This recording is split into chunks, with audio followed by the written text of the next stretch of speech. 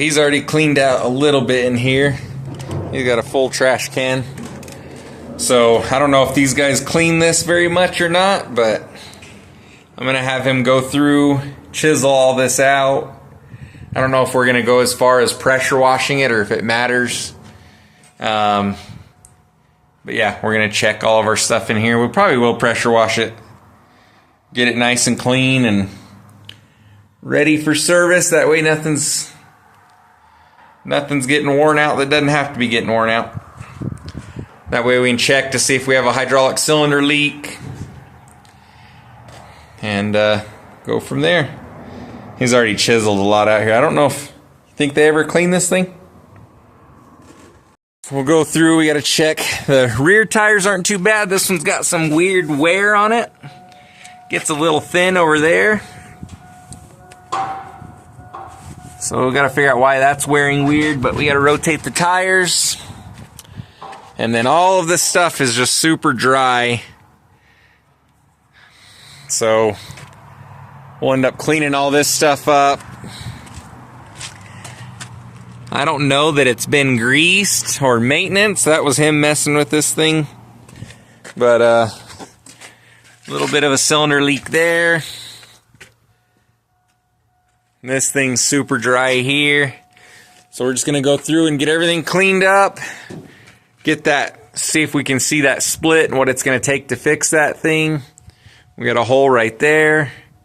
We'll probably end up plating or doing something with. Cleaning all that, seeing how bad the cylinder leaks are. Getting everything caught back up. For the most part, a lot of the truck's good. The engine, everything seems pretty good. It's the side that sees the nightmare of the situation that needs the most attention. So I don't know if I'm going overboard or not, but we're gonna do it anyways. We have to rely on this thing now. We got to baby this thing now. So I'm going to leave him to this, get it all cleaned up, and see what type of maintenance it needs. We've already got rid of a bunch of them. Trash trucks are magnets for magnets. There's two right there. There's one right there. One right there. There's magnets all over this thing. Just 3 years of built up magnets on this thing. Oh, believe it or not, we got that cleaned up a ton. It's a lot cleaner than it was. So, all the heavy scraping's done. Now we're gonna go through here and we got our little stands cleaned out. So, pressure wash all the crud off of this guy. What I would assume is 3 years of buildup. And he's gonna start doing all this stuff.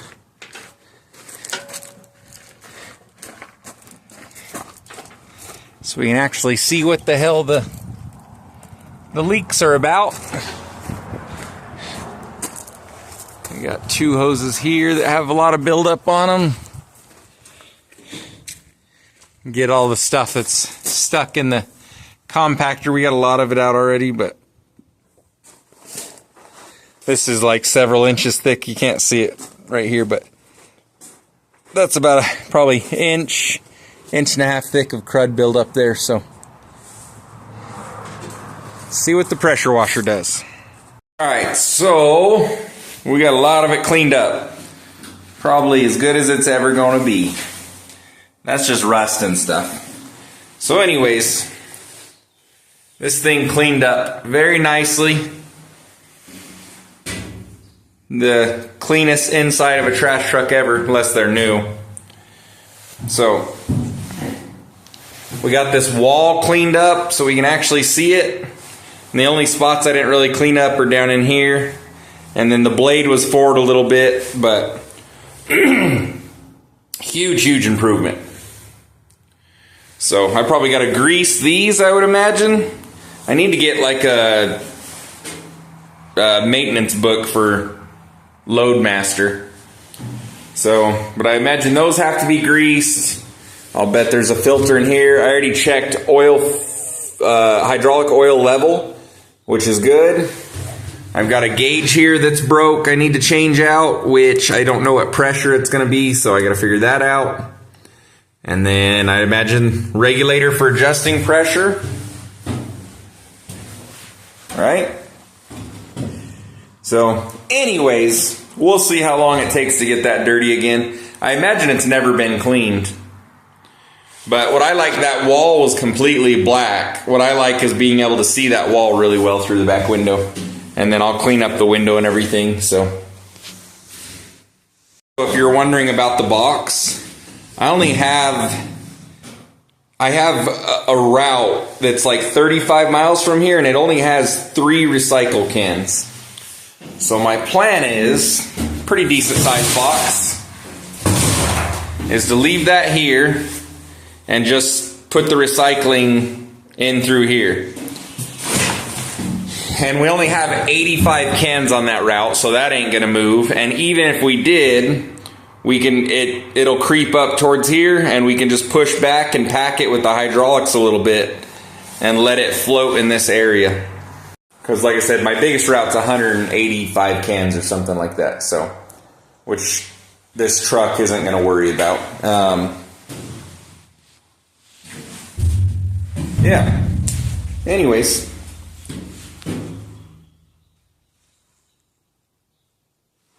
So, let's go to the outside. I think that's about it. Cylinder looks pretty good. I noticed there was a seal here that was messed up. Where was it? One of these seals. Is it on the bottom side? No. Oh, you know, it's on that back. It was on the big cylinder.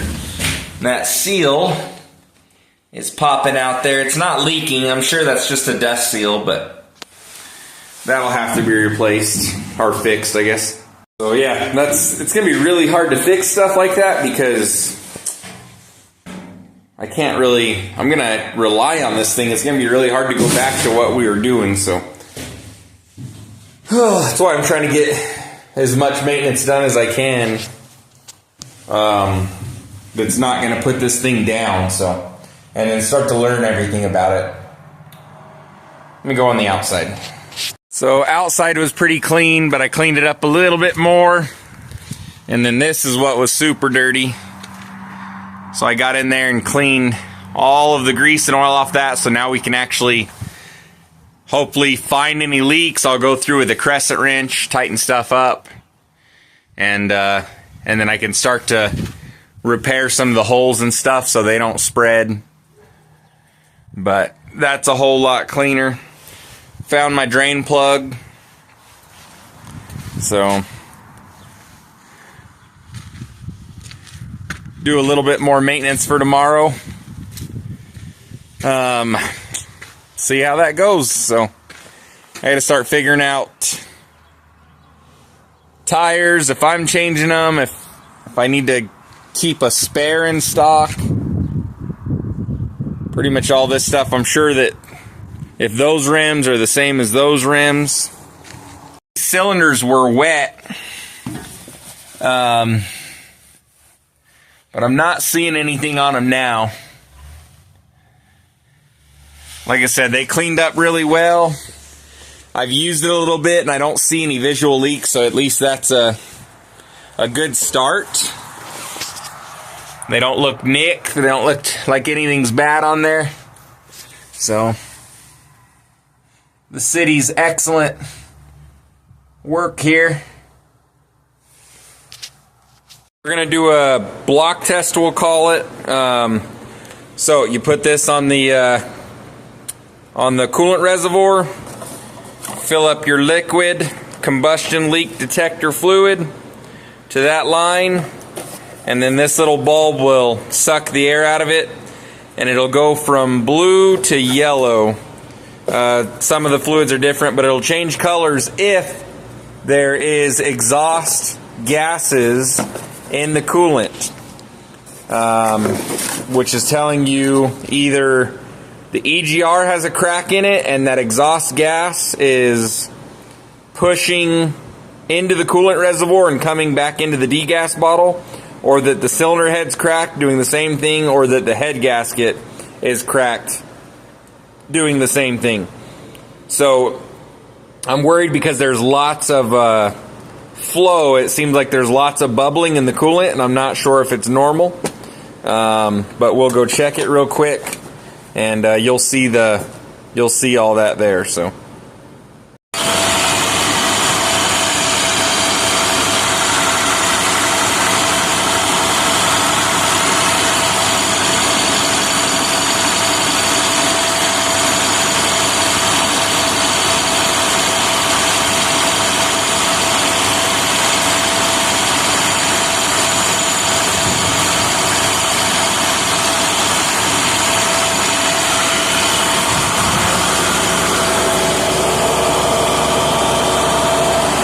It tested good. That's the one I've been using. So, tested good so far. Eventually it'll do it unless I fix it. So, it's a good sign for now. Damn these drawers. I need a new toolbox one of these days. Anyways, it's a good start. Oh, you'll hear that I had it at high idle. So you want that exhaust gas pressure to be higher than your coolant pressure. So coolant was atmospheric. High idle is about as good as I can get it.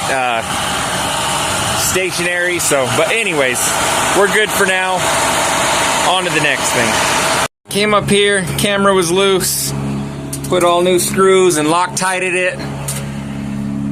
I ran it a little bit, and I do see a little bit of wetness there. So they're not loose. So O-ring, eventually I'll have to replace that. Not a big deal. As long as it's not the cylinders, I'm happy. And then, try not to step in the shit down here, but micro switch only connected to one thing. So, found out how it turns up the throttle, and apparently it was only ever meant to work on one of the sets of cylinders or whatever. So grease certs are pretty boogered up. That's gonna take some work. I can grease that one. I can probably grease that one. I can probably grease that one. Other than that, a little bit of wiring nightmare in here of people getting in here and doing shitty wiring. So I gotta figure that out. There's a lot of broken connections in here, which is kind of crazy. I know, you're probably not supposed to be in here while the truck's running. Oh. So, anyways.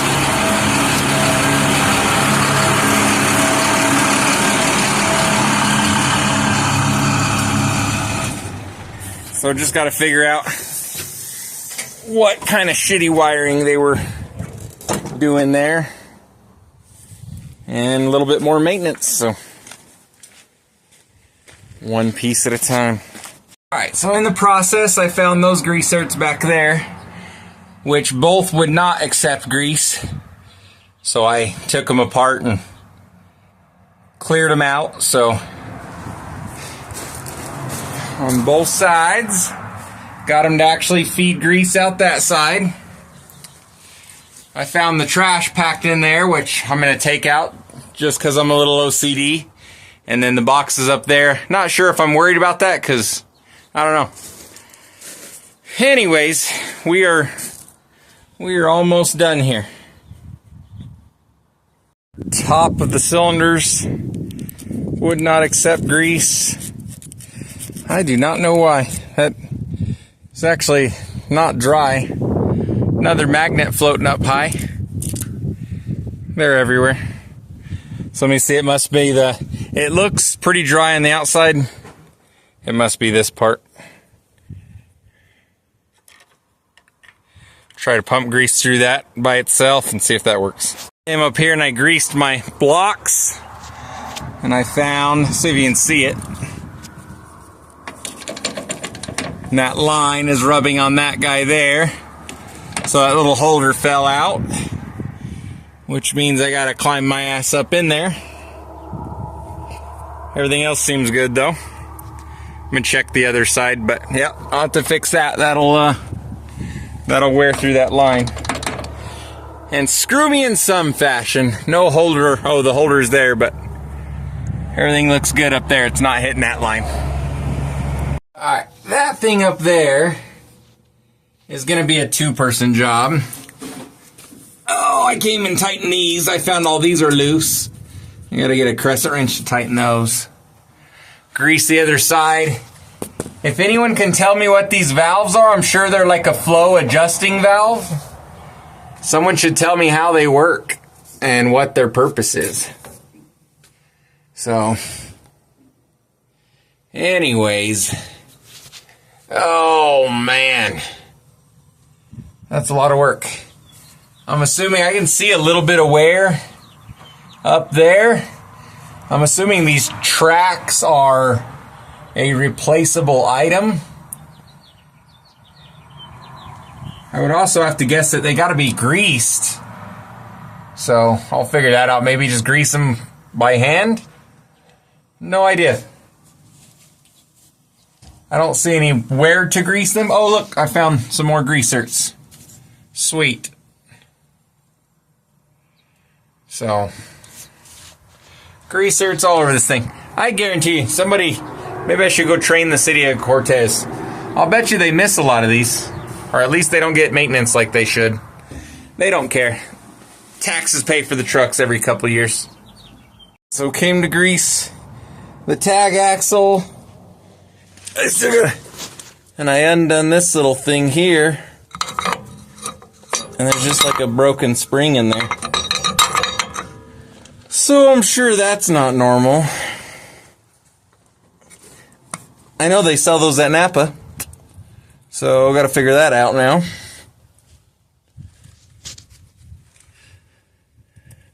Finding greasers. So I would assume that that means, that's kind of weird. Does that mean that this brake doesn't work or it's locked or?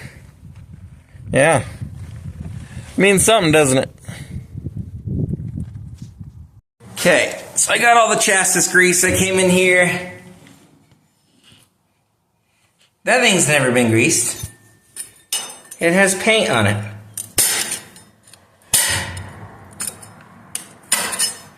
Three years.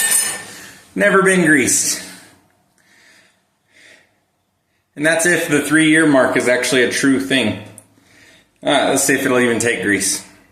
I got that gauge replaced over there with a generic gauge. Don't know if I can zoom in. Let's see. So 0 to 140, I believe it is. Yeah, 0 to 140.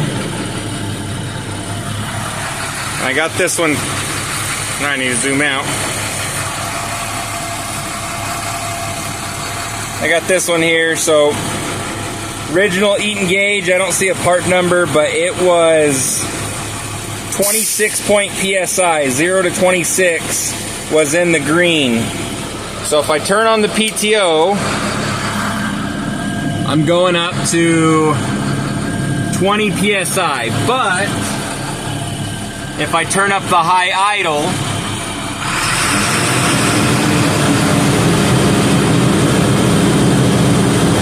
we're almost to 40.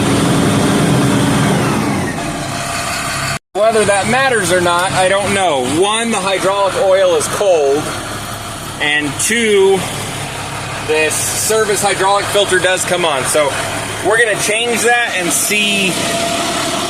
We're gonna change that hydraulic filter. So that's a filter on the return side of the hydraulics. So I'm not sure if it's supposed to stay within that 26.1 at all times. I mean, that makes sense that you don't want a whole lot of return pressure, so I'm sure that filter's clogged. Makes sense to me. I'm going to go try to find a filter online for that. I took down the number that's on the cap and hope that that's it. other than that, I don't know how much video I have, but I'm sure entirely too much. So if you stuck around, thanks for watching. I'm going to call it a day. I got the chassis greased, all the front suspension, all the drive lines. I looked over everything. I'm getting to know the truck pretty well. So I'm going to call it a day. I've got my big route tomorrow, what I call a big route, 185 cans. I'm going to go try to do the morning by myself and let my guys show up a little bit later in the day and see how that goes. I still got to get this Jeep out. A while back in a video, we rebuilt the engine. Did a whole bunch of work to that. He wants me to look it over, make sure all the bolts stayed tight for Moab. Yeah. Anyways, thanks for watching. Like and subscribe. Follow along. This is about to get fun. We'll see you on the next video.